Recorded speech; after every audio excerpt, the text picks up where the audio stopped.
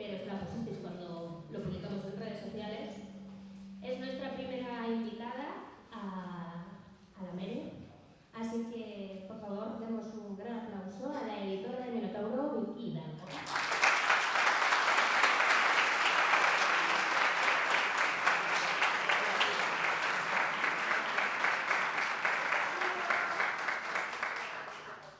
Vicky lleva muchos años trabajando en Minotauro, dejémoslos muchos.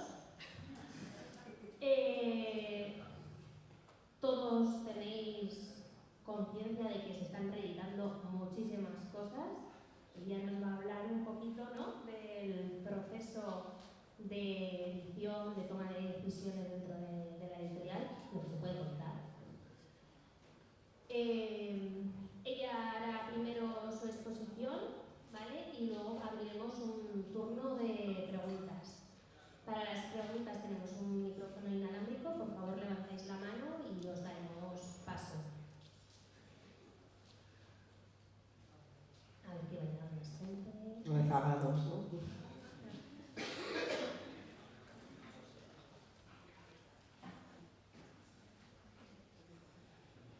Así que, bueno, yo creo que no tengo mucho más que contar. Ella tiene muchas más cosas que contaros a vosotros. Cuando pasemos al turno de preguntas nos explicamos un poco la dinámica de cómo va a funcionar. Así que, nada, os dejo con ella, que sé que tenéis ganas de escuchar lo que tiene que decir. Muchas gracias.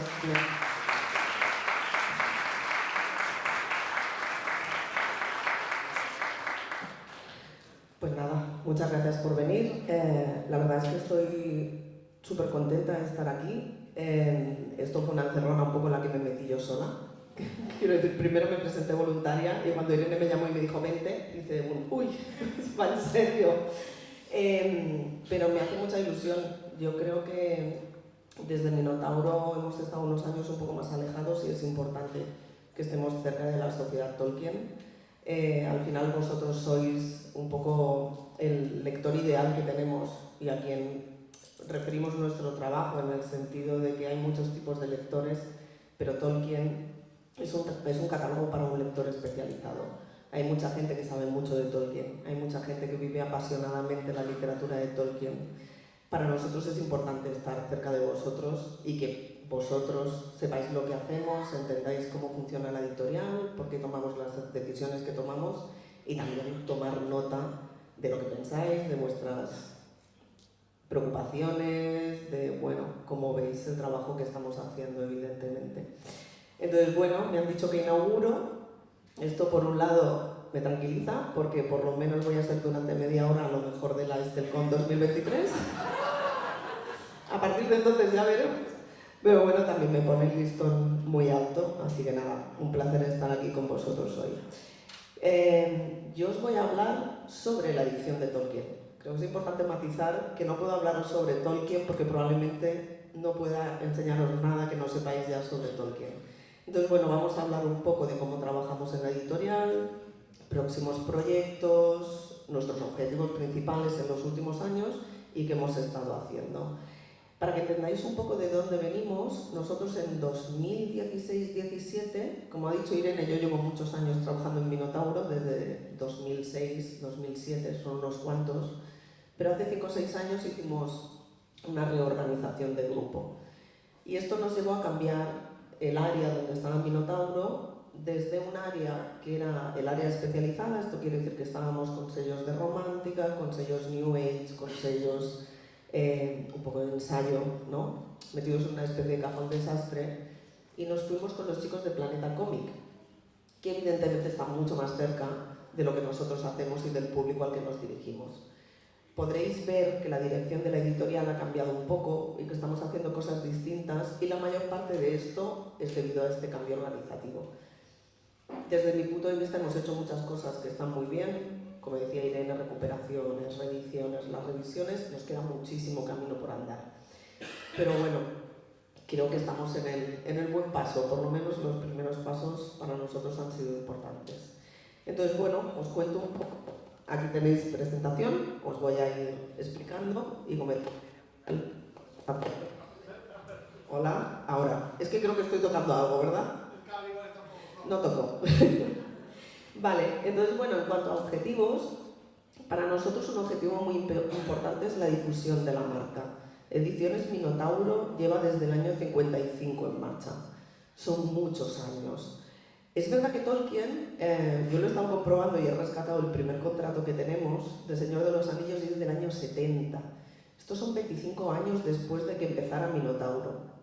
Pero sigue siendo uno de los, como habéis comentado muchos de vosotros, es el buque insignia.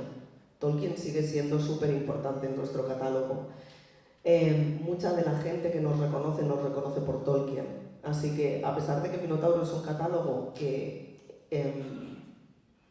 trabajó mucho la ciencia ficción internacional, Tolkien, que es fantasía, sigue siendo la bandera para nosotros. Entonces, una parte de nuestros objetivos es cuidar esta marca, que está muy relacionada con Tolkien. Cuidar la marca, de alguna manera, quiere decir hacerla identificativa y que la gente la reconozca. Esto casa con el diseño, con el logo, con cómo trabajamos en redes sociales, con cómo trabajan los community managers, pero también casa con cómo hacemos el catálogo, cómo reeditamos, cómo funcionamos en estos aspectos.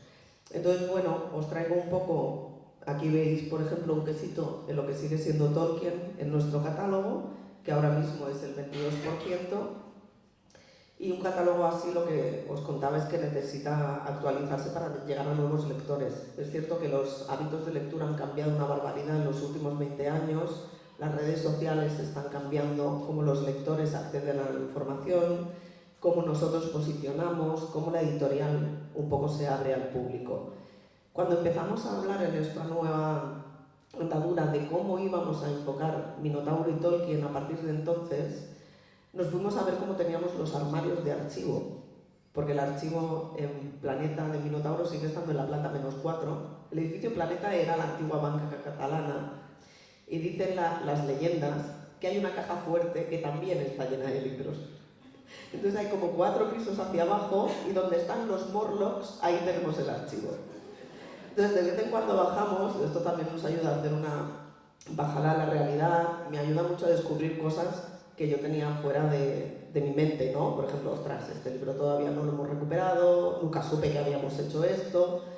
Y en esta -4 lo que vimos es que nuestras colecciones se habían ido de alguna manera diversificando, ¿no? Los formatos eran distintos, no había como una unidad y una regularidad.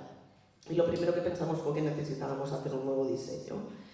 Y aquí fue por donde empezamos, un poco, ¿no? Lo que hicimos fue encargar a unos diseñadores con los que trabajamos habitualmente, que son Cover Kitchen, que llevan también como 25 o 30 años trabajando con Minotauro, se conocen el catálogo al dedillo, que nos hicieran un nuevo diseño en el que nosotros pudiéramos ver los elementos que eran importantes para nosotros, ¿no? Cómo queremos presentar al público la obra de Tolkien. Entonces, para nosotros, por ejemplo, es muy importante que haya elementos móviles. Os he traído, estos son los que han ido saliendo, y os he traído también, que creo que más o menos se ve, esto sería el esqueleto del diseño, ¿no? Nosotros cuando hacemos un diseño también intentamos que este diseño responda a una coherencia y que tenga una lógica. Entonces, para que los diseñadores de las futuras cubiertas puedan seguir el mismo diseño y no tengamos otra vez estas divergencias, les pedimos que por favor nos hicieran una plantilla. Ya me estoy quieta. Por ejemplo, lo que tenéis pues es que en los lomos tiene que salir toda la información, aquí no aparece, pero en principio tiene que aparecer también el título de la serie. Cuando empecemos a hacer series largas, en algún punto queremos que aparezca el volumen, pues para que no nos pasen cosas como que leamos el tercer volumen de Juego de Tronos antes que el segundo, no, ordenar un poco y la gente que vaya entrando a Tolkien pueda llegar de una forma ordenada. Entonces esto fue un poco lo primero que decidimos. Como anécdotas, porque me dijo Irene, sería interesante que explicaras cosas internas, anécdotas que han ido pasando. Como anécdota, las aprobaciones del estate son una pesadilla, al nivel de tener algo ya aprobado y desaprobarlo y tener que empezar de cero. Entonces esto nos pasó varias veces. Nosotros queríamos hacerle como una cara nueva a la colección y para ello habíamos estado eligiendo ilustraciones que no fueran las habituales, ¿no? De los ilustradores de siempre, pero un poco distintas. Alan Lee, John Howe, pero en otro ritmo, ¿no? Digamos. Una vez las teníamos aprobadas, nos dijeron que no las podíamos utilizar y tuvimos que empezar de cero el proceso. Entonces, por eso, por ejemplo, en la web han quedado ilustraciones para El Hobbit o para cuentos inconclusos que finalmente no pudimos utilizar. Y las definitivas son las que hay ahora en mercado. Esto nos había pasado incluso con El Hobbit, habíamos usado la ilustración de Alan Lee y luego nos dijeron que esta ilustración tenía que usarse solo para las ediciones ilustradas, con lo cual tuvimos también que dar un paso atrás. Bueno, hay como una serie de cuestiones que a veces no son directas y que a veces nos llevan a dar este tipo de pasos un poco adelante y atrás. Pero bueno, relacionado un poco con la defensa de la marca, estaría también la ordenación del catálogo, ¿no? Para nosotros es importante que el lector sepa cómo entrar al mundo de Tolkien. Lo hemos hablado muchas veces con vosotros, en Tolkien hay varios niveles y el lector especializado es el que consume todos estos niveles, ¿no? Hay un tipo de lector que es el más académico, que es el que va a llegar a Historia de la Tierra Media, a Finieges, a este tipo de materiales que son más complejos. Pero también hay lectores que quizá quieren quedarse en la capa más superficial, ¿no? Chicos que leen El Hobbit o gente que entra por la parte audiovisual. Toda esta gente necesita que de alguna manera le ordenes el catálogo. Y entonces lo que empezamos a hacer pues fue un poco una reorganización de la serie. Aquí a la derecha podéis ver un poco cómo aparece ahora en nuestra página web. Seguimos pensando que es mejorable, también estamos haciendo temas de transición, pero a poco quedará ordenada. Y por otro lado, lo que hicimos era un intento de hacer series para todo el mundo, es decir, formatos distintos que pudieran responder a las diferentes necesidades de cada lector. Entonces, lo que teníamos por un lado era una rústica con solapas, que esta es la primera que hemos ido haciendo. Esto es un libro, por ejemplo, que no tiene acabados, es un libro muy sencillo, pero una de las cosas que no se ven y por qué hacemos este tipo de ediciones es que es más fácil que las puedan hacer en América Latina. Claro, nosotros con Tolkien, América Latina es una parte muy importante de nuestro mercado. Tenemos muchos lectores. Minotauro nació en Argentina, Argentina sigue siendo un sitio donde Tolkien lo quieren un montón y donde siempre necesitan, además la situación política es súper compleja, normalmente no pueden importar, necesitan hacer sus ediciones. Si les haces ediciones muy complicadas, con muchos acabados, con brilli, con lo que sea, allí no las pueden hacer. Este tipo de decisiones al final lo que responden es a un modelo industrial, o sea, no tienen más magia, ¿no? Digamos que es una razón muy fría, pero que modifica cómo nosotros presentamos nuestras ediciones. Entonces hicimos las rústicas con solapas, la idea es hacer luego las tapas duras con sobrecubierta, que son un poquito más grandes, que serían las ediciones ilustradas. Tenemos ediciones especiales, que son ya las que son ni para ti ni para mí, digamos que van un poco ya siguiendo HarperCollins y son un poco más anárquicas. Y luego tenemos también el bolsillo y los tie-ins. Y en digitales el ebook y el audio que conseguimos cerrar hace un par de años tras un montón de años de negociación para que lo pudieran hacer. Y creo que hoy tenéis a Nuria, que yo creo que os podrá contar un poquito más del proceso. Las ediciones de la serie de los libros para nosotros son súper importantes. O sea, soy consciente que muchas veces al lector de Tolkien no le gustan especialmente, ¿no? Porque se alejan mucho de la ilustración tradicional, porque a lo mejor usan una imaginería que está muy relacionada con un producto que no tiene por qué haberte llegado. Yo de la serie no diré nada, pero me imagino que tiene aquí un poco de todo. Entonces, claro, cuando tú te encuentras una edición con esa serie que te ha encantado y que te quieres llevar a casa, pues como que no. Pero es verdad que son una puerta de entrada muy importante para un público que a lo mejor no conoce a Tolkien. Nosotros intentamos siempre pensar en la entrada de nuevo público. Queremos cuidar el que ya tenemos, que sois los más críticos con nosotros, que sois los especialistas, pero necesitamos también que haya una regeneración y que haya entrada de nuevo público para que Tolkien se mantenga y esté vivo.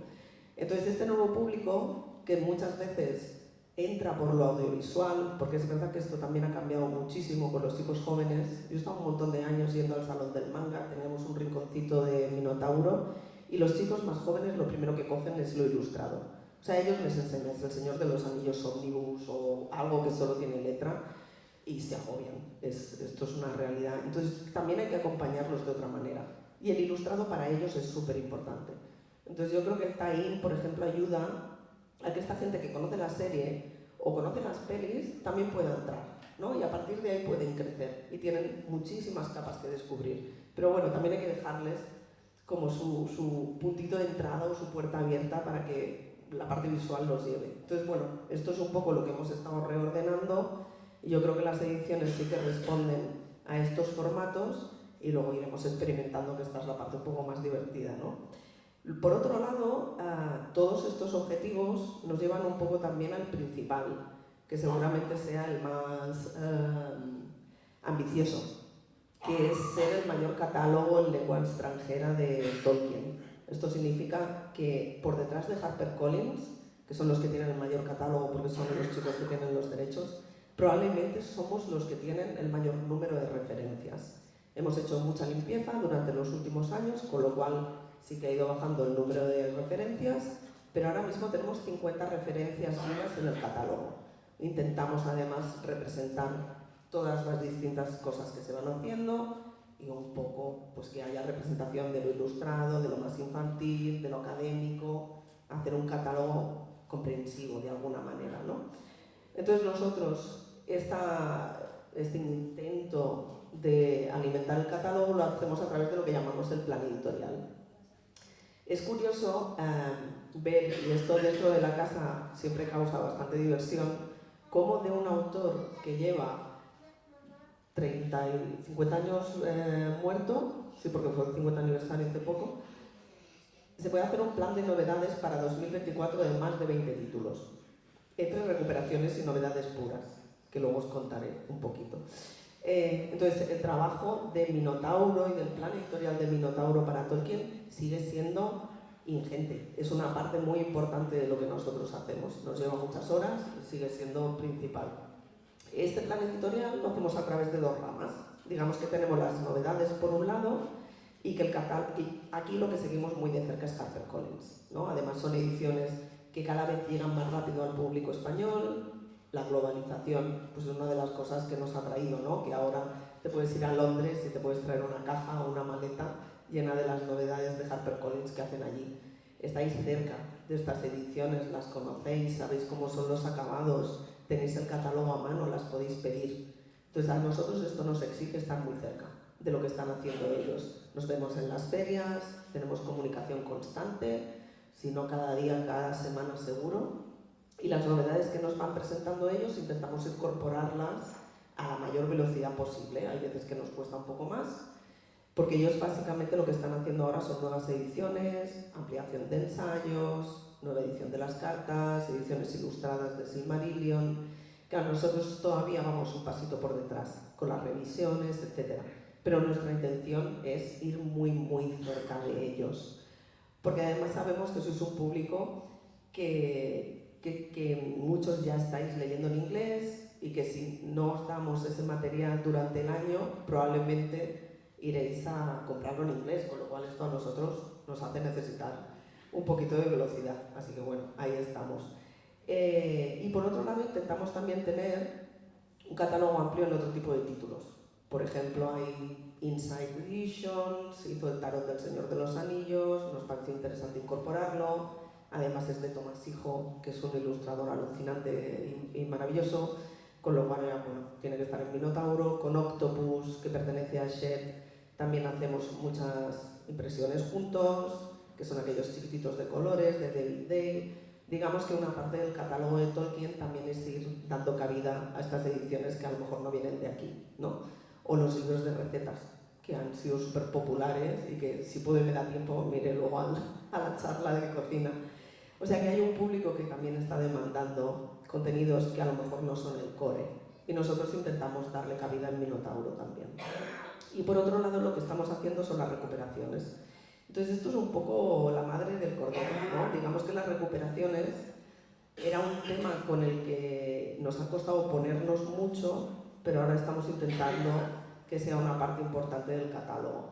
Para hacer las recuperaciones hacemos revisiones del catálogo, estamos también muy atentos a redes sociales, lo que nos vais pidiendo, pero bueno, lo que os digo, de vez en cuando es como, bueno, pues esto todavía no lo hemos recuperado, o el Departamento de Derechos de Autor continuamente se dedica a hacernos notar qué libros están caducados, qué podemos recuperar, o sea que ahí hay un trabajo constante de ir viendo que se puede ir añadiendo, ¿no?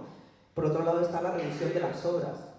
La revisión de las obras lo que hace es que tú tengas que ponerte a ver cómo está la traducción, si esta traducción es muy antigua, si merece la pena traducir de cero, que es algo que también nos planteamos en cada libro. Y una cosa que no se ve es cómo están los materiales. Son libros tan antiguos, 20 años, 20 y tantos años, que a veces no tenemos nada de material digital. Lo único que tenemos es el libro anterior. Entonces, a partir de aquí hay que hacer un escaneo de este libro, hay que corregir ese escaneo, hay que revisar, hay que volver a maquetar. O sea que hay un trabajo también que de alguna manera incide en el plan editorial, ¿no? Hay veces que un libro es más fácil de recuperar que otro y no tiene que ver por la longitud o por la dificultad, sino simplemente porque tenemos o no tenemos materiales que podamos adaptar. Cuando encuentras un PDF es como una fiesta, ¿no? ¡Oh, tenemos un PDF! ¡Podemos reimprimir! ¡Bien! Alegría, pero normalmente no pasa, ¿no? Nosotros habíamos trabajado con Quark, habíamos llegado a trabajar con fotolitos, entonces bueno, es un proceso industrial que es complicado. Creo que cerró, me parece que fue Urope, que era una de las imprentas con las que trabajábamos un montón, se perdieron todos los fotolitos. Bueno, si habéis leído las cartas ya sabéis un poco las andanzas de Tolkien y los editores, las podéis trasladar a España, son igual de caóticas y de dramáticas. Y luego lo que os comentaba de la renovación de contratos, que es un trabajo también que vamos haciendo. Entonces, os quería hablar también un poco de los nuevos proyectos en los que estamos trabajando. Creo que uno de los más importantes y de los que probablemente os provocará más interés son las ediciones revisadas, que es lo que hemos estado haciendo los últimos años. Había mucha demanda con este proyecto, hacía muchos años, no solo fuera con vosotros, sino que nosotros dentro también veíamos que esto era necesario y que en algún momento había que ponerse. Y yo creo que mis predecesores en Planeta lo fueron alargando, ¿no? Era como, nadie quiere ser el editor que se ponga a hacer esto, porque esto es un marrón, amigos. Quiero decir, cuando tocas Tolkien en alguna parte del puzzle o del mapa, yo siempre digo que es como la neurocirugía. Tú cortas algo aquí y no sabes qué está pasando aquí. O sea, hay una parte del tapiz que se te va a desmontar por otro sitio. O sea, la realidad es que nuestro catálogo de Tolkien se ha hecho durante muchísimos años y muchas veces con traductores diferentes. Y a pesar de que hemos tenido herramientas de unificación, no han sido perfectas, lógicamente. Entonces muchas veces hay divergencias. Y esto hace que haya sido un trabajo muy complejo. O sea, yo creo que por suerte este cambio un poco en la directiva y que estaba la serie, al final es una tontería, pero cosas buenas que ha traído la serie, por ejemplo, es que nosotros hayamos decidido que era un buen momento para hacer esto, ¿no? O con la excusa de la serie podíamos convencer a los de arriba. Oye, que la serie lo va a petar, aprovechamos, nos ponemos y revisamos. Y luego la serie es verdad que ha tenido cosas buenas, como que ha recolocado el Silmarillion y cuentos inconclusos. O sea, normalmente la gente con las películas había conocido Señor de los Anillos y El Hobbit, y era lo que más se leía y lo que más se vendía, y la serie consiguió que se pusiera en el top de ventas el Silmarillion y cuentos inconclusos, que en principio son los libros de los que bebe o en los que se inspira. La gente ha conocido obras que tradicionalmente siempre hemos dicho que eran muy complejas y han llegado a ellas. Y yo creo que esto es una parte positiva de la serie. Entonces, bueno, lo otro ha sido ponernos por fin con las revisadas y hacer este trabajazo. Entonces es cierto que este era un buen momento, pero es cierto también que Martin Simonson, yo creo que como en el 2015 o 2014, ya nos había escrito para proponernos una revisión de la traducción, ¿no? Entonces nos pareció que era una buena idea, nos pareció que era muy necesario, nos dio mucho miedo, se quedó un poco en stand-by. Entonces cuando lo recuperamos, la verdad es que fue una suerte trabajar con Martin porque estás en muy buenas manos. Sientes que hay alguien pilotando el barco, sientes que hay alguien organizando, coordinando, que tiene este conocimiento no solo de lector sino también académico, muy completo del mundo de Tolkien y esto te da mucha tranquilidad, porque tú no puedes estar en todos los sitios. Hay sitios donde evidentemente no llegas, ¿no? Y porque yo tengo que saber mucho de Bradbury, de Levin y de Tolkien y de Warhammer y evidentemente no tengo la expertise que puede tener Martin en este sentido. Entonces, bueno, con Martin empezamos a trabajar también con Nur Ferrante, que hizo una revisión de los poemas, que intentó recuperar la sonoridad que les había dado Tolkien en algún caso. O sea, con los poemas también hay cosas complejas, ¿no? Luego os explicaré cómo tomamos las decisiones. Pero una de las preguntas fue, ¿y tocamos el poema del inicio, de los anillos? Y dije, no. No, porque está tan fijado en nuestra mente que cualquier palabra que cambies, que es que estoy segura de que si os pregunto todos os lo sabéis de memoria. Esto es como cuando cambiaron el Padre Nuestro, que la gente lo sigue diciendo de la otra manera. Es que claro, se te queda, ¿no? Son esas cosas que tú vas reconociendo y que vas recordando y que mucha parte de Tolkien es la sonoridad. Entonces hay cosas que si las cambias, nosotros pensábamos que a la gente le iban a chirriar. Entonces hay mucha decisión que responde más a esta cuestión que a la filológica puramente de si era correcto o era incorrecto, algunas de ellas, digamos. Y luego entró Mónica Sanz, nuestra querida Finduriel, también a echarnos un cable.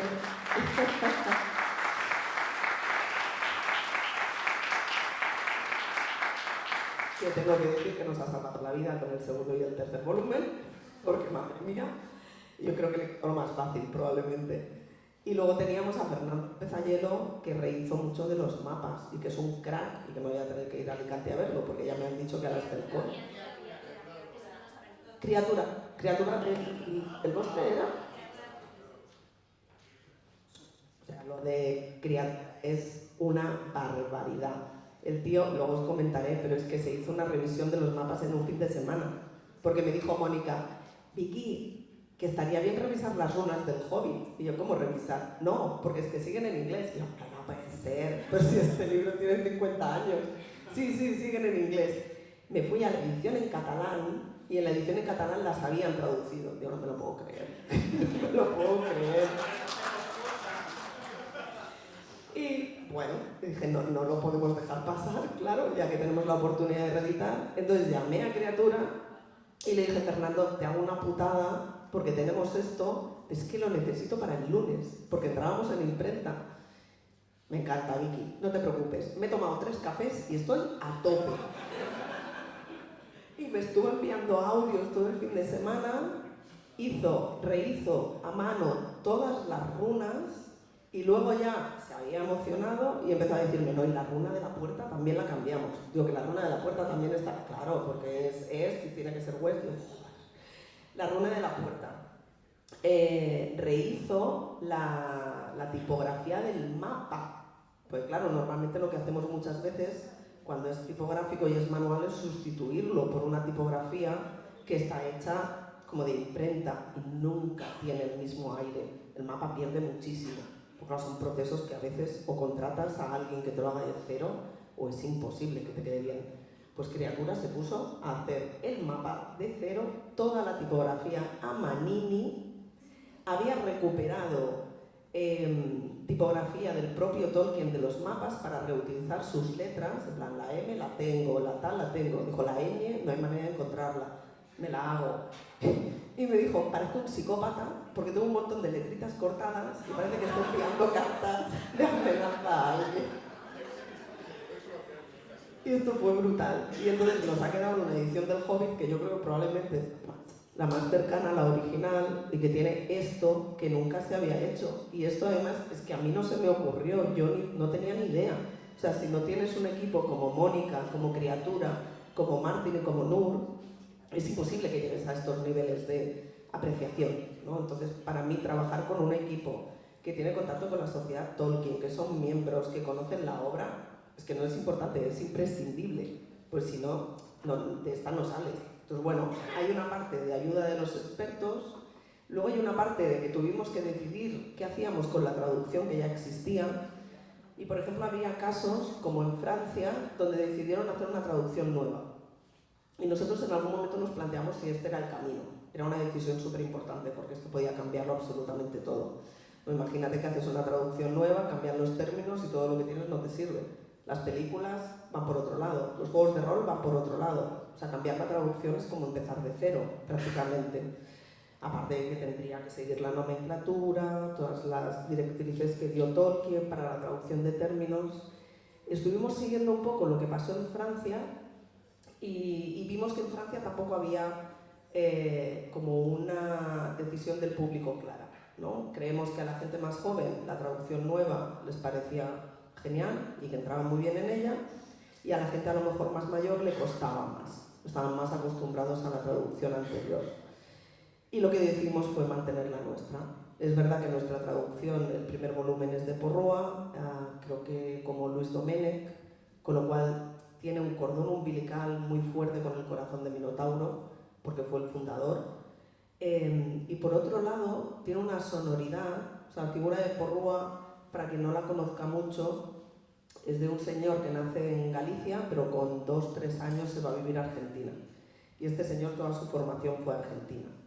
La mayoría de traductores del Minotauro hasta hace 20 años eran argentinos, traductor de Bradbury argentino, la traductora de Leguín argentina, y luego Porrúa se vuelve en los años 75 por el tema de la dictadura que había en ese momento en Argentina, y se trae con él a todo el equipo de Minotauro. O sea, Minotauro era una especie de banda de anarcosindicalistas que la habían liado pardísima en Argentina y que vinieron para acá, ¿no? Quiero decir que había gente que había, de alguna manera, había grandes intelectuales en Minotauro, gente que sabía mucho, gente que estaba muy implicada, que tuvo que marcharse y que encontraron un segundo hogar en Barcelona. Mucha de aquella gente yo todavía la conocí, Raquel Fosalva, Marta Urrestarazu. Tengo la pena de no haber podido trabajar con Porrúa directamente, pero digamos que toda aquella gente formó Minotauro en un momento en que era muy difícil y generó el corazón de Minotauro. Entonces, de algún modo, la gente que empezó a leer Minotauro tiene en la cabeza la sonoridad de la traducción de Porrúa y de Matilde Orne, ¿no? A nosotros a veces nos suena raro, todavía hemos quitado Barrer el piso que había en las últimas ediciones, todavía cosas de léxico que eran muy argentinas y que saltaban mucho y hemos intentado limpiar. Pero es verdad que la sonoridad que tiene esta traducción, de alguna manera pensábamos que la íbamos a animar si hacíamos una traducción de cero, y nos daba mucha pena renunciar a ella.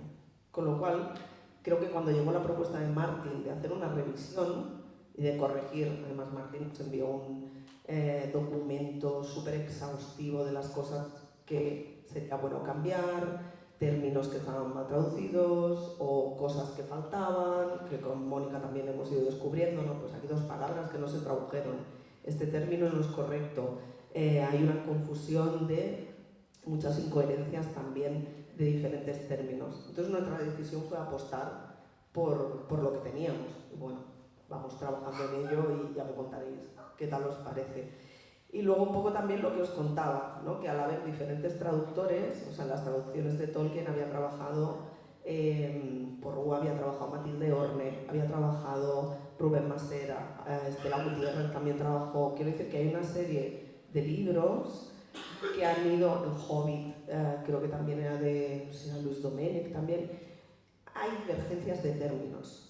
Y esto había que solucionarlo. O sea, recordáis, por ejemplo, Dardo Aguijón, que estaba como Aguijón en el Hobbit, entonces esto se cambió, pero se cambió hace relativamente pocos años. Bueno, pensamos que también era un trabajo de hacer este tipo de limpieza. Entonces, coherencia de términos y de mundos, súper importante. Como anécdota, nos están llegando todavía cartas escritas a mano, esto ya parece casi decimonónico, de alguien que nos pide por favor que cambiemos el primer verso del poema de Aragorn, que ya está cambiado. Entonces, si estás aquí, no hace falta que sigas escribiendo cartas. Lo tenemos identificado, está arreglado, irá a las diferentes ediciones, controlado, de verdad. Y bueno, os he puesto como unos ejemplos de lo que hemos ido encontrando con Martin, con Mónica, con Nur, en cuanto a problemas terminológicos de las diferentes ediciones. Os he hecho aquí un poquito de parrilla para que veáis cosas que han ido apareciendo, ¿no? A pesar de que teníamos glosarios, o mi Biblia en estos momentos es la guía completa de la Tierra Media, con la que también he encontrado divergencias con el corpus. Entonces ya, pues, bueno, hay que tomar decisiones. Es el punto en que si tengo dos términos traducidos de formas distintas, tengo que decidir cómo lo vamos a poner. Tenemos unos documentos larguísimos de conversaciones con Martin y luego con Mónica, porque Martin se fue a preguntar a expertos, incluso en América Latina, cómo veían estos cambios de nombres, ¿no? Tengo listas de propuestas de cambios de nombres, y que les sonaba mejor, que les sonaba peor, que era más fiel, que podía encajar mejor en la terminología de Tolkien. Pues bueno, aquí un ejemplo de cosas que han ido apareciendo. En el primer caso, por ejemplo, tenemos un mismo término traducido de dos formas diferentes. También es el caso de dardo y aguijón, como os contaba. Entonces, Wilderland aparecía a veces como tierras ásperas y a veces como tierras salvajes. ¿Qué decisión tomas al final? O sea, si los dos términos son correctos, para nosotros en este caso era el que es más predominante. Entonces, a veces hacemos búsquedas por internet, a veces buscamos cómo están los videojuegos, en otros formatos que nosotros nos sirvan de base para decir, bueno, si este término está establecido así, lo dejamos así y el otro irá desapareciendo. En este caso nos fuimos por tierras salvajes, que era el que nos parecía predominante. Y luego en otros casos, tienes por ejemplo es el caso de Tin Rock o de Gaffer, términos que a lo mejor la traducción no es todo lo fiel que podría ser, ¿no? Que a lo mejor, o sea, yo creo que Francisco Porrúa era muy buen traductor, en parte porque también era muy imaginativo, ¿no? Yo creo que la nomenclatura que encontró Porrúa, o sea, Barbol, es una manera maravillosa de llegar desde Treebird. Esto es muy difícil de hacer, pero sí que es verdad que muchas veces los nombres creo que respondían más a la sonoridad o a la imagen que podías tener de ellos que a la filología o a la etimología propiamente dicha. Entonces, con estos nombres, por ejemplo, nos planteamos si Tin Rock no podía ser Rocapúa, que era una cosa que estaba más cerca del original. Entonces, claro, con los topónimos, el problema es que cuando tú tocas un topónimo, en ese mismo momento todos los mapas que tienes ya no sirven en todas las ediciones. Entonces, tocar un topónimo para mí era muy complejo. Era como, necesitaba que estuviera muy justificado, o que hubiera una divergencia de términos, o que realmente fuera un término que la traducción no fuera correcta. Entonces, en algunos casos decidimos que se quedaran. Si hay decisiones que están mal tomadas, son todas mías. No son de Martín, no son de Mónica. Quiere decir que al final ellos me hacían una serie de propuestas y yo, con las herramientas que tenía, pues tenía que decidir si esto se queda o esto se va. Y este fue el caso precisamente de Gaffer, que yo creo que en algún momento también lo habíais comentado, no sé si en Santiago salió, que fue un término que fue bastante complicado y que les dimos muchas vueltas. Gaffer, que es el padre de Sam Gamgee, se le llama el tío en los libros. Y la propuesta que habíamos hecho era, por ejemplo, vejete o viejo o algo así. Y aquí reconozco que para mí tío estaba tan integrado en la cultura tolkieniana que decidí que era mejor que lo dejáramos. No era aquellas cosas, a veces también te planteas, si no lo voy a mejorar, es que prefiero no tocarlo. O sea, si no va a ir a mejor, o si la gente no va a estar más contenta, o si va a generar disonancia, yo creo que es mejor dejarlo como está. Y sí que es verdad que tío responde a un anciano, al que nosotros podemos llamar de forma más educada, o a alguien que vive en nuestras cercanías, a un vecino, etc. Y en este caso lo decidimos mantener así. Tenemos ejemplos también como los Ucornos, o como Rivendell, de los Ucornos salió con Mónica, que son nombres que a lo mejor no se deberían haber traducido como se tradujeron, o se deberían haber traducido porque el criterio de traducción no es el del inglés-español, sino que a lo mejor son nombres que vienen del élfico, que esto ya había pasado en el famoso Elfwine, que se tradujo como el pino. Esto también está cambiado ya, no hace falta que sepáis más cartas. Pero bueno, que eran cosas que claro, a lo mejor la gente pensó, pues Wine, pues vino, pues vamos. Claro, los términos élficos pues no se pueden tocar. Entonces, en el caso de los Huorns, también hay una traducción que está muy establecida, que es Ucornos. y a mí me pareció que era muy difícil cambiar un término tan asentado. Entonces decidimos dejarlo como Ucornos. Y Rivendell, que era una cosa que yo no sabía, porque Rivendell yo pensaba que vendría del élfico, no sé si fue Mónica o Martín, que en algún momento me contó que en realidad provenía del inglés antiguo, donde Riven significa split, hendido, y Del, valle, y que la traducción tendría que ser valle hendido, que me consta que hay gente que lo sigue llamando valle hendido.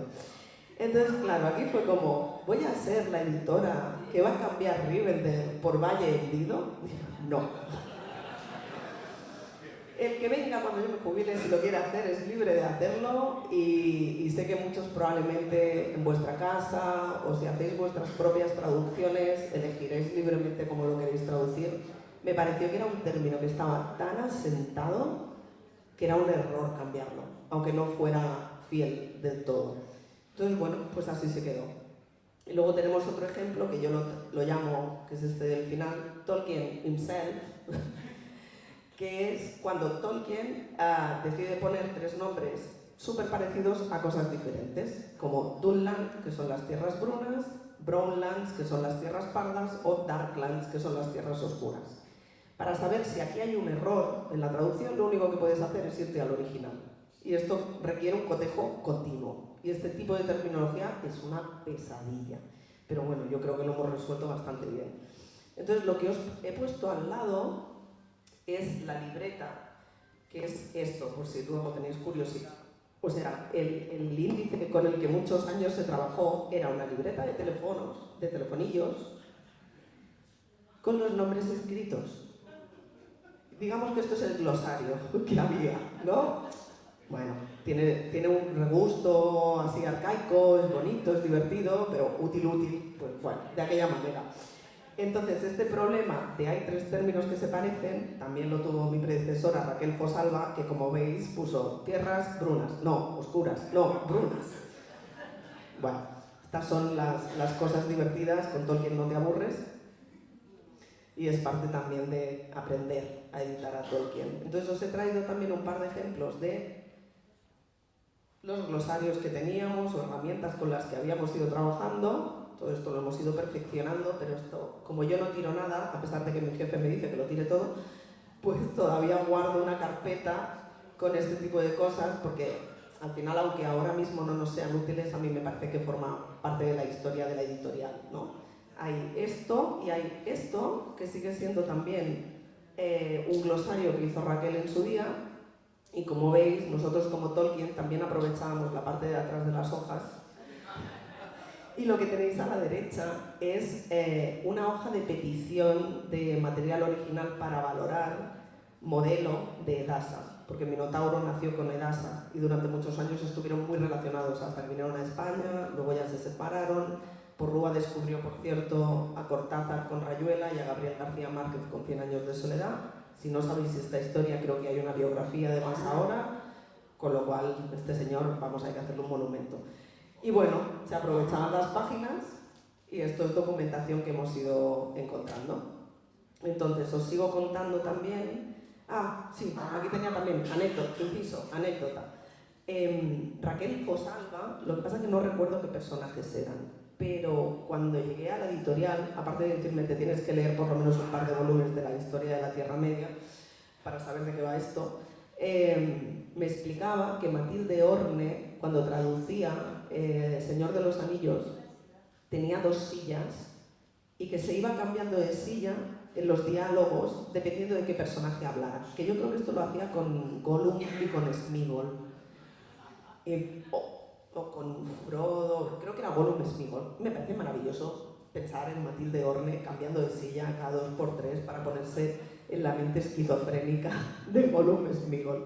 Pero bueno, Raquel conocía evidentemente las tripas de Minotauro y todo este tipo de anécdotas.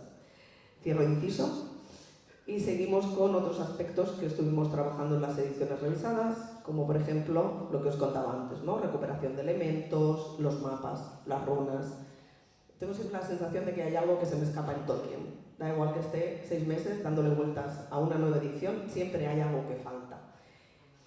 No hemos revisado el onomástico. es que falta un material de la edición original, es que no has puesto, hay que recuperar el párrafo aquel que se eliminó en su día, hay que revisar los mapas, hay que revisar las runas, es que, o sea, hay muchos detalles en los que estar atento. Yo recuerdo que cuando yo entré en Minotauro estaba Paco García Lorenzana todavía. Él fue quien un poco me enseñó cómo funcionaba todo, que fue mi mentor durante los primeros meses. Eran los meses en que estábamos traduciendo y preparando Los hijos de Húrin, la edición de Los hijos de Húrin. Fue un libro que vendió una barbaridad, fue súper bien, era como un gran lanzamiento. Y mientras el equipo de marketing estaba como loco, preparando campañas, preparando eventos, preparando cosas, el editor de Minotauro estaba traduciendo las runas que aparecían en la cabecera del libro, porque aquello también venía en inglés y alguien tenía que traducirlas. Y por suerte Paco tenía la capacidad de hacer aquello. Pero claro, estaba todo el mundo loco viendo al editor hacer aquel trabajo minucioso, manual, dedicado. O sea que Tolkien siempre te exige que des lo máximo. Es lo que intentamos cada día. Entonces, bueno, siempre hay algo que falta. Siempre hay un mapa, siempre hay un material extra que nos hemos dejado. Intentamos siempre seguir las últimas ediciones que ha hecho HarperCollins, que son las oficiales. De hecho, recuperé el contrato que tenemos para Señor de los Anillos, que es del año 70, firmado todavía por Stanley Unwin, cuando estaba todavía en Unwin, no estaba todavía en HarperCollins, Tolkien, y una de las cláusulas dice que estamos obligados a introducir las correcciones que se hayan ido haciendo en las ediciones originales. O sea que cada vez que hay una edición que incorpora cambios, el editor extranjero está obligado a reflejarlos en su propia traducción. Es algo que suena maravilloso, pero que si a ti no te dicen los cambios que son, pues bueno, pues ya puedes ir línea a línea. Pero intentamos hacerlo y siempre trabajamos con el último material que tiene Harper, que ahora mismo están bastante estandarizadas ya. Otra de las cosas que hicimos fue adecuarlo al modelo industrial. Os he contado ya un poco que lo que intentamos hacer son libros que se puedan reimprimir rápido para ir al mercado de una forma, pues no romper stocks, que América Latina pueda tener libros, este tipo de cosas que forman parte más de un modelo industrial. Por otro lado, intentamos hacer siempre nuevas presentaciones porque nos parece importante que lleguen a nuevos lectores. Es decir, lo que decíamos antes, ¿no? Hay un lector. Yo creo que todos de vez en cuando nos preguntamos si hace falta hacer otra edición del Hobbit, hace falta hacer otra edición de El Señor de los Anillos, hace falta rescatar la lista de la compra de Tolkien. Bueno, este tipo de cosas, ¿no? Nosotros creemos que es importante adecuar también el formato a nuevos lectores y a nuevas sensibilidades. Es decir, un chico de 10 años no lee como lee una persona de 40 o como lee una persona de 60. En este sentido, como tú les presentas la entrada del libro también es importante. Y esto casa con lo que comentábamos del diseño. Nosotros teníamos un diseño que era anticuado, que a mucha gente le gustaba mucho, pues tenía la orla aquella, tenía las runas, tenía mucho dorado, pero nos parecía que se había quedado como viejo, de alguna manera, ¿no? Los nuevos diseños son para que nuevos lectores puedan descubrir el mundo de Tolkien. Entonces esto también estaba dentro de las ediciones revisadas. Y por último, esto de un texto para unirlos a todos, era un poco mi idea de que pudiéramos usar la misma caja de texto para todas las ediciones. O sea, un problema que tiene muchas veces la obra de Tolkien, y que esto no descubres hasta que llega a la capa más profunda, es que las referencias en los ensayos han de hacerse a 3 libros diferentes. Es decir, si alguien en un ensayo quiere referenciar la historia de Turin Turambar, te tiene que hacer la referencia a la edición ilustrada, a la edición rústica y a la edición no sé qué. Entonces, nuestra idea fue un poco evitar esto y usar siempre la misma caja de texto, con lo cual cuando tú en un ensayo hagas referencia a la historia de Turin Turambar, des una referencia, no tengas que dar 3. Veremos si al final es posible, pero un poco si veis que la letra es grande, la idea era que la rústica, que es la edición, digamos, regular, pudiera hacerse la misma caja en grande para las ilustradas y en pequeño para el bolsillo. Ahí estamos. Cosas que descubrimos, anécdota, cosas que descubrimos cuando nos pusimos a revisar. descubrimos que el índice onomástico de cuentos inconclusos tenía muchísimas erratas, pero muchísimas, nivel cosas que estaban traducidas de una manera dentro del libro, en el índice aparecían de otra. Entonces nadie entendía nada. ¿Cómo es posible si este índice se ha hecho a partir de este libro y de esta traducción? Entonces, cuando bajé a la -4, descubrí que este índice no estaba en las primeras ediciones, sino que se hizo a posteriori y que lo tradujo otra persona que seguramente la traducción de cuentos inconclusos la debía tener en la Casa de la Sierra, porque va. Pero bueno, estas cosas no las descubres hasta que no te metes ahí. Es una cosa, ¿no? Tú ves el libro, está bien, tenemos texto, tenemos materiales, lo imprime, ¿no? Todo parece correcto. Hasta que no te metes, no empiezas a ver dónde están los fallos y qué es lo que hay que solucionar. Entonces, bueno, lo del índice onomástico fue bastante divertido también. Y esto sería un poco lo que tenía que deciros sobre la revisión de las traducciones, y os iba a enseñar cositas que hemos estado haciendo, como por ejemplo las ediciones mini, que las hemos llamado así, y que esto en origen, es todo material nuevo, cosas que habían ido saliendo en inglés y que nosotros nunca habíamos llegado a publicar. En nuestro afán de tener un catálogo exhaustivo de Tolkien, fuimos recogiendo todas estas ediciones que no se habían hecho hasta la fecha. En inglés cada uno es un poco de su padre y de su madre, ¿no? Porque a lo mejor Sir Gawain, el diseño era más antiguo, Finn y Engels es un libro más nuevo, o estaban haciendo una nueva edición de la batalla de Maldon. Y lo que decidimos fue hacerles un diseño en conjunto, ¿no? Esto sí que es trabajo que no depende directamente de HarperCollins, pero bueno, que intentamos pues intentar hacer una colección que queden bonitos, que sean iguales. O sea, sabemos que el lector también tiene en cuenta que los libros estén pensados para tener cierta coleccionabilidad, ¿no? Estamos además en un momento en que las redes sociales son súper importantes, Bookstagram, Instagram, o sea, la gente necesita que los libros también se puedan enseñar, y esto es un valor añadido. Entonces estas cosas intentamos tenerlas en mente. Como siempre, intentamos rodearnos de traductores expertos, porque son libros, como decíamos, que ya son muy académicos, que son complejos y que no es fácil de traducir si no tienes un experto, ya no digo en Tolkien, en literatura medieval, en épica antigua, en inglés antiguo. Entonces, bueno, hemos tenido a Jorge Luis Bueno para Batalla de Maldon, y ahora también Sir Gawain, que lo publicaremos en octubre del 24.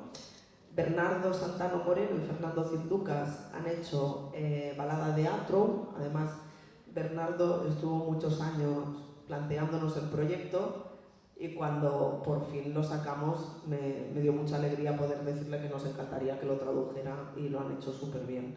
Y por último, Víctor Ruiz Aldana, que se ha encargado de Finn y Engels. Entonces, bueno, si van apareciendo este tipo de ensayos, o si descubrimos que nos faltan cosas, que seguro que nos faltan, probablemente las vayamos incorporando aquí. Y luego tengo nuevos proyectos para 2024. Entonces, bueno, ahora yo creo que empieza lo interesante. Habéis estado aquí, no sé cuánto tiempo lleváis, pero 24 minutos para esto, lo sé. En 2024 vamos a hacer la edición de Silmarillion ilustrada por Tolkien, en principio para marzo. La idea es hacerla exactamente igual que la ha hecho HarperCollins, es decir, a todo color, que esto es... HarperCollins ha decidido que va a editar a 4 tintas. O sea, ellos ponen símbolos dentro, ilustración, y esto a nosotros también nos obliga a editar a 4 tintas.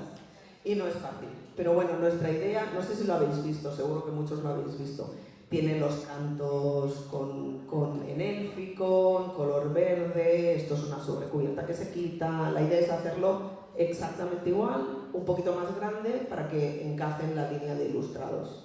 A este en algún momento le seguirán también El Hobbit, y espero que El Señor de los Anillos, pero esto hasta que no tengamos las revisadas.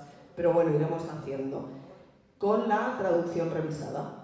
Con lo cual, lo que os decía, nosotros empezamos a usar las traducciones revisadas en las ediciones regulares, a partir de ahí las vamos pasando al resto de ediciones, las ilustradas, ediciones especiales, etcétera, etcétera. Tendremos también nueva edición del libro de Luis González Baixauli, de la lengua de los elfos, que él lleva varios meses revisando, ¿no? Hicimos una edición en bolsillo hace, pues yo creo que ya 4 o 5 años seguramente, y lo que queremos es hacer una nueva edición, hacerle una nueva cubierta, un poco devolverlo al catálogo principal de Minotauro. Es un libro importante para nosotros, además. Tengo también por aquí, que en este caso me ayudará mi querida Mónica, esto que en algún momento del primer semestre de 2024 también lo veréis en la calle. Yo creo que llevo anunciando Historia de la Tierra Media 2 años, pero bueno, también me he pasado 5 años anunciando la exégesis de Philip K. Dick y la hemos hecho, así que la haremos. Pero ya tenemos fecha, Mónica está en marcha, con lo cual, primer semestre de 2024, veréis nueva edición con revisión de Mónica y bueno, mi idea es sacar 2 al año seguro, ojalá pudiera 3. Pero bueno, veremos también el tiempo, porque si no, además Boromir me va a decir que le devuelva a su mujer. Y por último os quería enseñar esta maravilla, que esto es el Atlas de la Tierra Media que teníamos de Karen Wynne Fonstad, que es un libro muy antiguo, que además yo creo que salió publicado en Timon Más, me parece que no estaba en Minotauro, porque Minotauro tenía aquella cosa de que Porrúa no quería publicar ilustrados. Entonces Timon Más, que debía estar en la puerta de al lado, dijo ya me los quedo yo, y como han acabado en el mismo sitio, pues ahora podemos recuperarlo. Entonces, esto es una edición, es enorme, ¿eh? Es un libro, no me lo he traído porque es que no me cabe en la maleta, pero es así de grande. Bragelonne, que es una editorial francesa con la que trabajamos bastante, ellos son los editores de Sapkowski en francés, tienen una editorial muy muy chula. Lo que han hecho ha sido contratar un ilustrador, utilizar el texto que había de esta señora y hacerle ilustraciones nuevas. Entonces, bueno, la idea es, nosotros hemos renovado los derechos del título, hemos hablado con Bragelonne para que haya una cesión de las ilustraciones y la idea es hacer la misma edición, que además tiene unos acabados preciosos, súper chula. Entonces, bueno, ya veis que hay un poco de todo, que intentamos hacer revisiones, que intentamos hacer novedades, que intentamos hacer ilustrado, lo que nos da la vida, vamos trabajando. Y nada, quería cerrar con frase de nuestro querido Paco, para que al final sepamos que siempre va a haber un editor en Minotauro, da igual quién sea, siempre va a ser Tolkien importante para él. Un editor no es más que su catálogo, el editor muere y no quedan más que sus libros editados. Muchas gracias.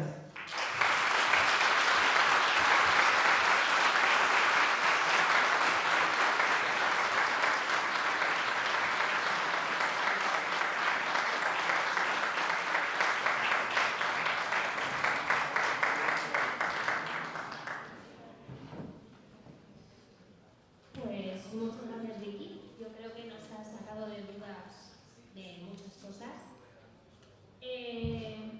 Me ha gustado porque he visto la sincronía que existe también entre lo que quiere hacer Minotauro y lo que hacemos en la asociación, que es acoger esas nuevas generaciones que entran, pues eso, desde diferentes puntos. Pues bueno, cada uno atrae a diferente público, tanto su labor como la nuestra es mantener la asociación y Tolkien vivo. Entonces está muy bien que todos estemos en la misma sintonía. Desde el punto del gremio editorial, como persona que trabaja en una librería, me encanta que haya nuevas ediciones que puedo recomendar, porque si no se me va quedando el catálogo, no porque recomiende Tolkien siempre que me preguntan. Muy mal. Como fan, Miguel nos hace estantería porque hay nuevas ediciones y nos va a crujir ahí. No necesitáis una casa más grande. Sí. Ir ahorrando para el StelCon del año que viene, si se celebra, y para comprar las nuevas ediciones revisadas, porque todos la vamos a querer la edición revisada con todo correcto, puesto, ¿verdad? Esperemos que esté todo corregido, siempre sale algo, pero bueno, intentamos llegar a la errata cero, yo creo que es imposible, pero intentamos acercarnos. Poco a poco, pero los planes somos así, compraremos todas las ediciones, da igual cuántos hobbits tengan.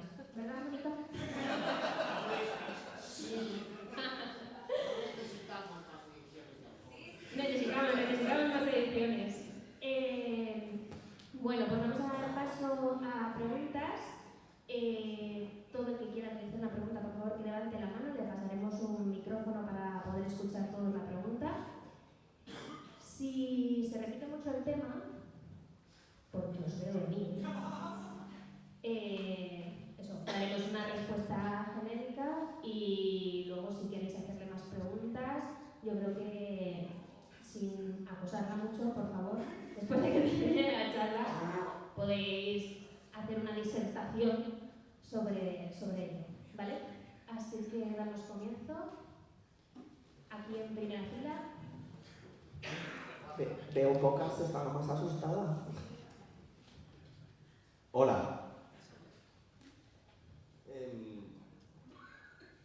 Quería preguntar sobre de otras, en Audible, por ejemplo, están los audiolibros de Silmarillion y tal, hechos. ¿Van a haber audiolibros, por ejemplo, de otras colecciones, tipo Dragonlance o Warhammer? Llevamos tiempo hablando con Warhammer. No sé si conseguiremos cerrarlo, porque los mercados son muy diferentes. Es decir, muchas veces con las licencias, el mercado español de audio se basa en la suscripción, como al 80-85%.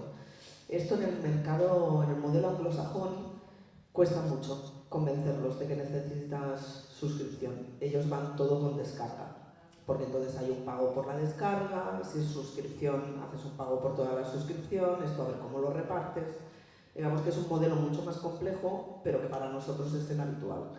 Nos cuesta mucho ponernos de acuerdo con las licencias para los audios. Nos ha pasado con Tolkien. Con Tolkien hemos estado hablando, yo creo que 3 años para conseguir hacer Señor de los Anillos y Silmarillion y lo que tenemos.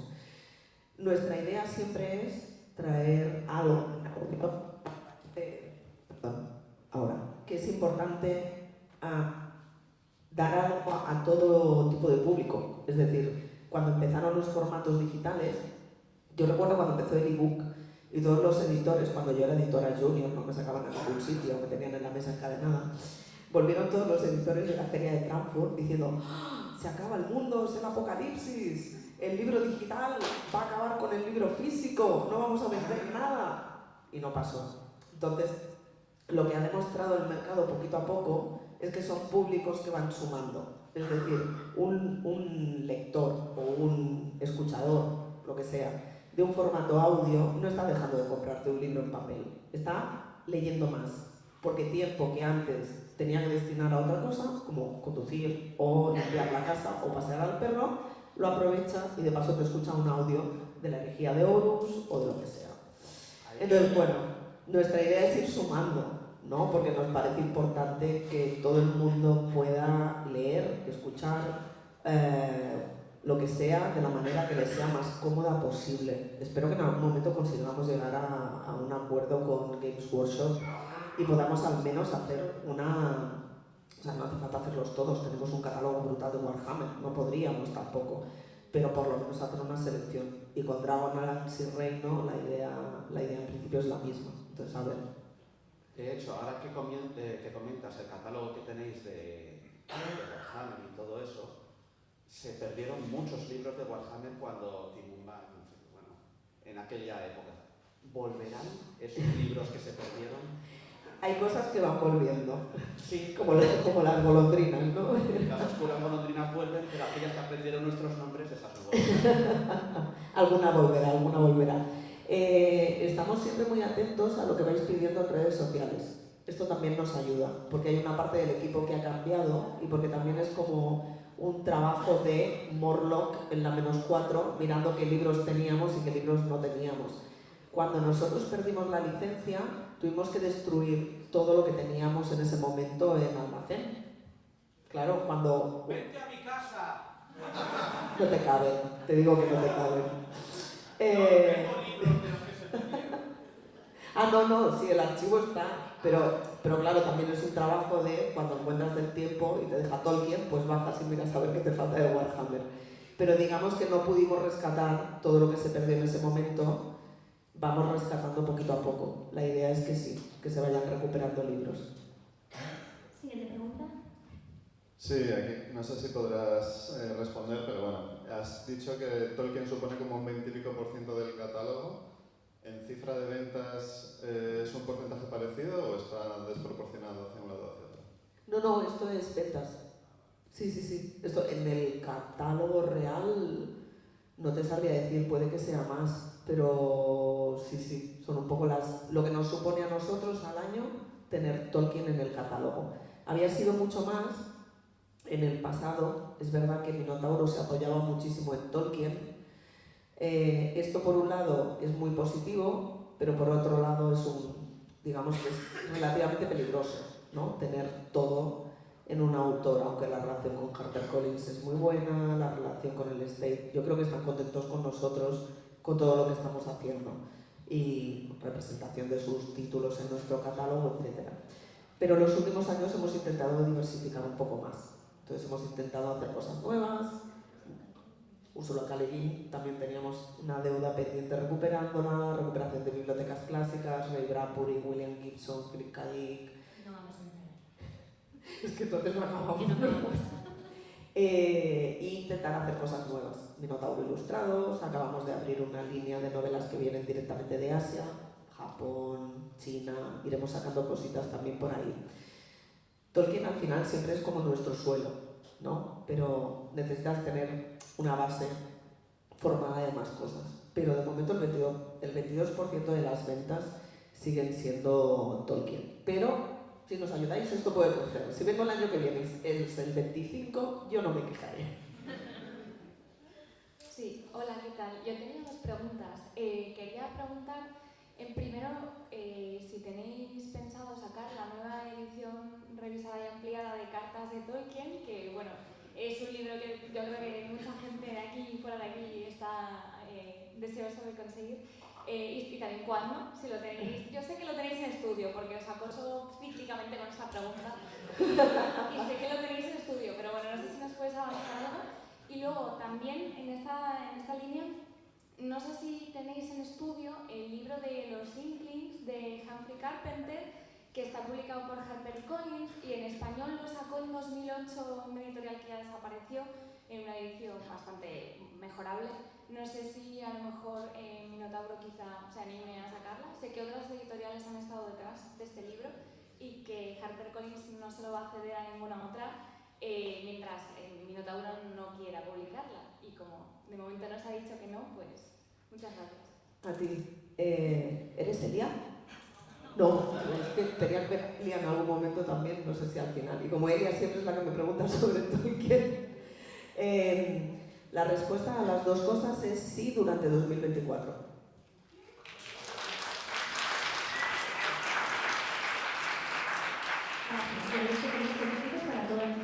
¿Ya me podéis? Sí, hemos contratado, tenemos que... de hecho, encontraremos traductores que estén a la altura de los dos y la idea es hacer nueva traducción para las cartas. HarperCollins nos da la excusa perfecta porque hace una edición nueva, creo que incluye 100 y pico cartas que eran inéditas, con lo cual creo que es un buen momento para hacer esto y porque a mí siempre me había parecido que la traducción de las cartas estaba un poco y creo que las cartas es un material muy importante porque son súper curiosas. Yo creo que puedes descubrir muchísimas cosas en las cartas de Tolkien. Puedes descubrir mucho cómo era Tolkien y la relación que tenía. No sé, me encanta saber que le podía escribir un chico de 12 años y que se tomaba la molestia en contestarle y en explicarle dudas o en agradecerle que hubiera leído el libro. Había tenido mucha correspondencia con los editores. A mí la correspondencia con los editores me encanta, me parece súper divertida porque no había manera que se pusieran de acuerdo.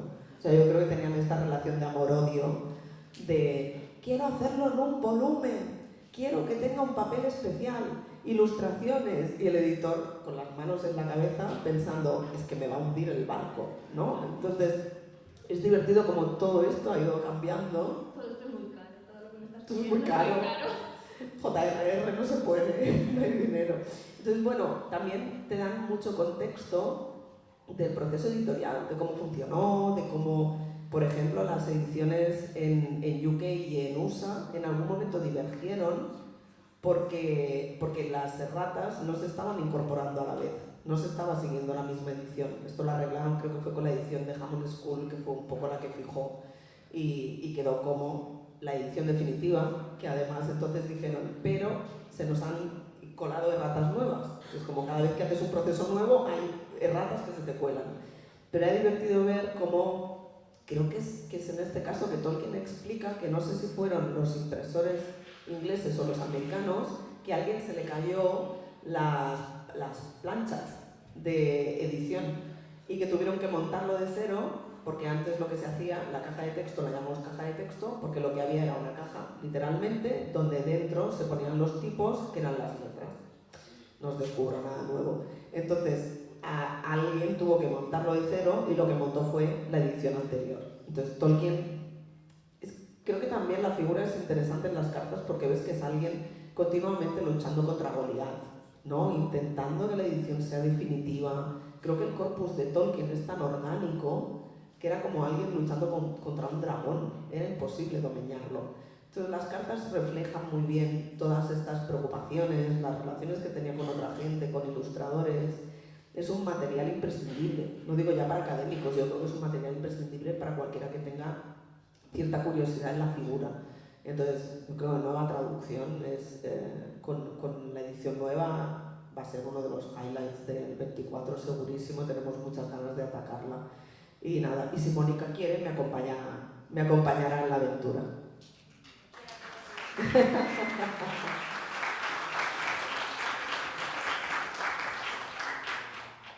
¿Más preguntas? Sí, no es de Warhammer, tranquilo. Antes nos has hablado de las decisiones que tomas a partir de las propuestas que las correcciones te dan y todo, de qué poner, qué dejar, qué traducir, qué no traducir. Me gustaría saber hasta qué punto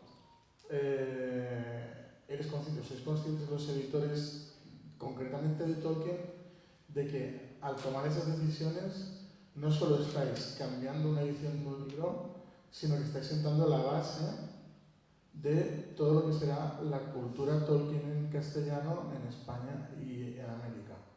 Y que luego eso se reflejará en películas, series, juegos, etcétera, etcétera.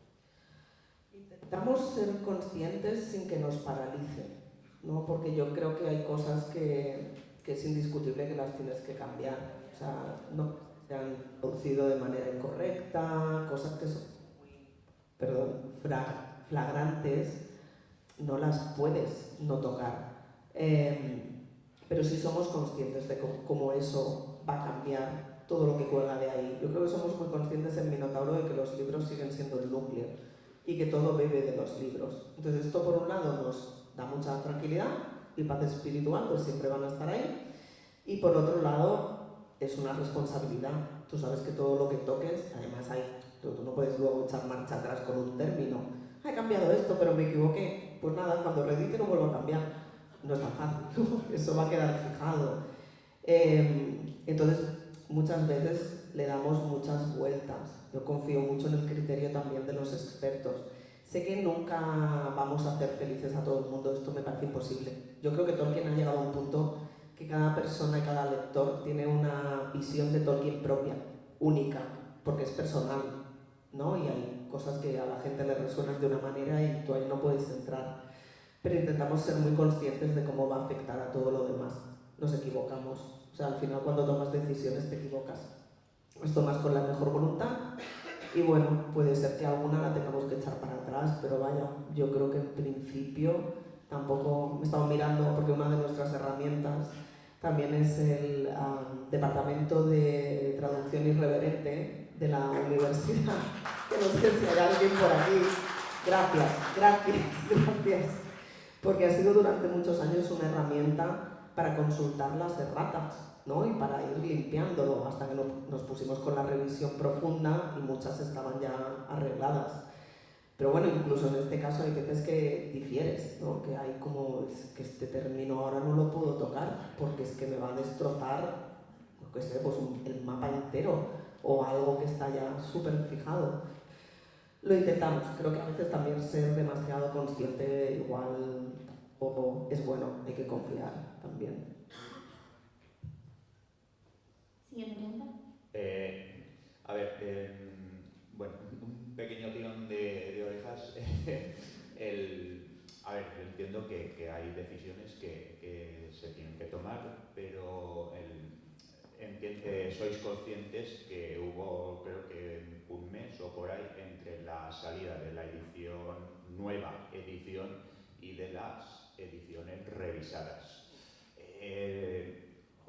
No sé, entiendo que se podía haber evitado, o que una vez salidas las ediciones revisadas, decir, chicos, esto retirarlo, o no sé, es que en FIDA tienen la misma portada, no sé, yo entiendo, hay gente que me pregunta, ¿este qué libro es? Pues es el mismo que este, ¿sabes? Hay una confusión entre esas ediciones que realmente no sabe muy bien la gente por dónde tirar, ¿vale? Es una. Y si me permites otra pequeña...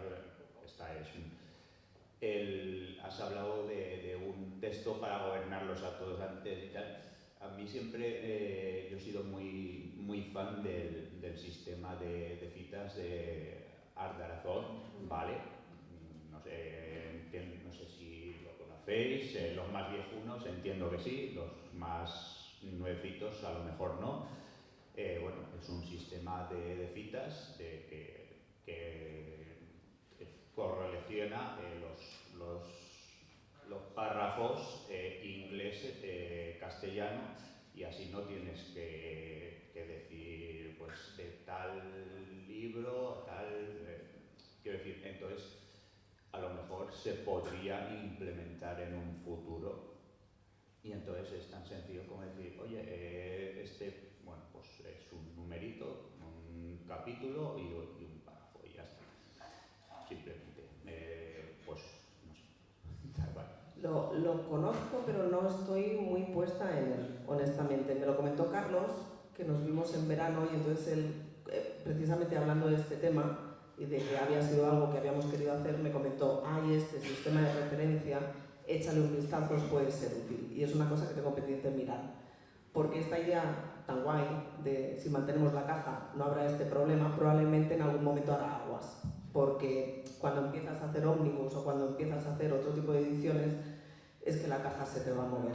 Entonces no, es muy difícil mantener la misma cita en la misma página en 6 ediciones diferentes. Y además esto es lo de siempre, ¿no? Dentro de 10 años o de 15, ¿cómo va a estar esto? Entonces, tengo pendiente investigarlo un poco. Vale. Sí. Agradezco un montón, de hecho, la referencia y la sugerencia, porque creo que son el tipo de herramientas que la sociedad Tolkien puede proveer, ¿no? Hay mucha gente haciendo un montón de proyectos, un montón de comisiones, que puede darnos pistas sobre cómo podemos trabajar las cuestiones más específicas. Al final, gente que lleva haciendo esto 20, 25, 30 años, con lo cual sí le echaré un ojo y yo creo que seguramente nos será útil, ya os pediré información. En cuanto a las ediciones puente, es cierto que las... ¿Sí?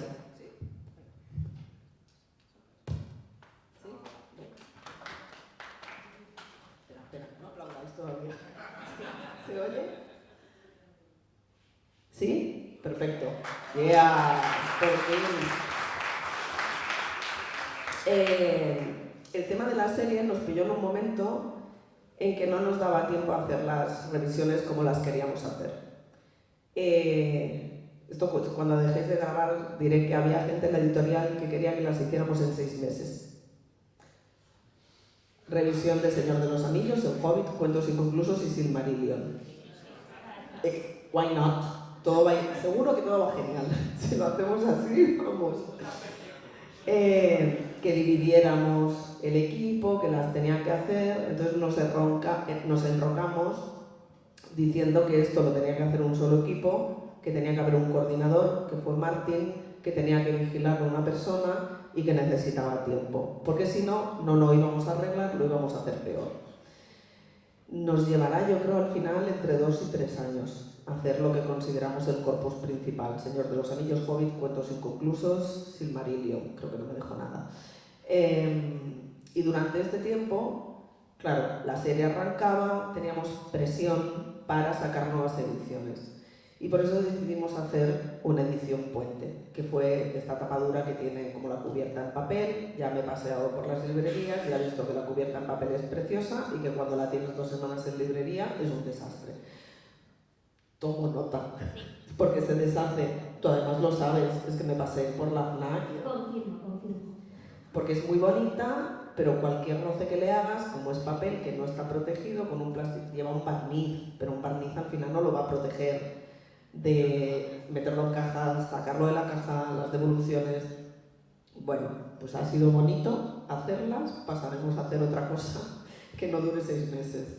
Entonces nos pilló en un momento que teníamos que hacer algo, porque por ejemplo América Latina no tenía stock para afrontar la llegada de la serie. No nos daba tiempo a hacer las revisadas como las queríamos hacer, precisamente por eso empezamos con Silmarillion y Cuentos Inconclusos, pensando que era lo que iba a estar más relacionado con la serie, y fue cuando decidimos hacer esta edición puente.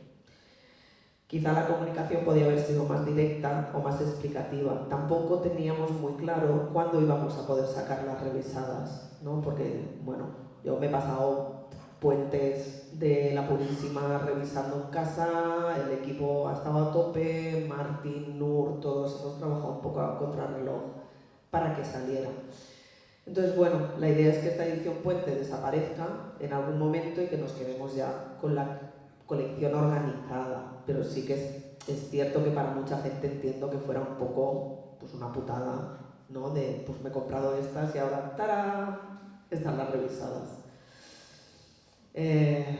Son temas a veces editoriales, industriales, del mercado, o sea, no te puedo decir más. Entonces, si fue complicado, o sea, sí que me disculpo en nombre de la editorial, porque seguramente mucha gente tenía esta confusión de, bueno, cosas como un montón de gente nos preguntaba, ¿pero qué habéis revisado? Pues como es que es imposible explicarlo. Pues yo no te puedo contar. O sea, esto es un ejemplo de lo que me enviaba Martín en las primeras. ¿Cómo le cuentas a alguien qué es lo que has tocado? Es que es imposible. Entonces sí que teníamos un documento que decía que habíamos tocado temas de léxico, temas de traducciones incorrectas, pero claro, explicarle esto a un público general yo creo que quizá hubiera servido más para confundirlos más que para ayudarlos. Pero bueno, ya acojo la queja, te la agradezco mucho y nos sirve para mejorar. Al final hay cosas que a lo mejor se podrían haber hecho de otra manera, con lo cual está bien saberlas. Buenas. Me gustaría preguntar si, por ejemplo, tenéis la intención de traducir de History of the Hobbit de John Rayleigh, que es una edición que jamás ha sido traducida al castellano. Y una segunda pregunta es que, por ejemplo, en el 60 aniversario del Señor de los Anillos sacasteis la edición especial que contenía a Reader's Companion, si también tenéis intención en algún momento de volver a traducir esta guía de lectura. Perdón.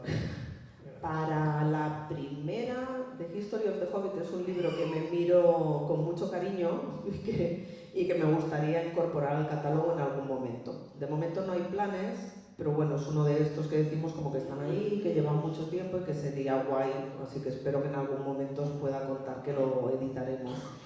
En cuanto a la guía oficial, que si sacamos una nueva edición tomaré buena nota de la recomendación de Párdagas de pegarle una buena revisión final para el tema de las erratas. El problema ahora mismo es que está desfasada, es decir, como hemos hecho la revisión de los volúmenes, esa guía ya no cuadra con lo que teníamos, habría que hacerla de cero. Mi intención es hacerla de cero. Sufrimos mucho con esa guía.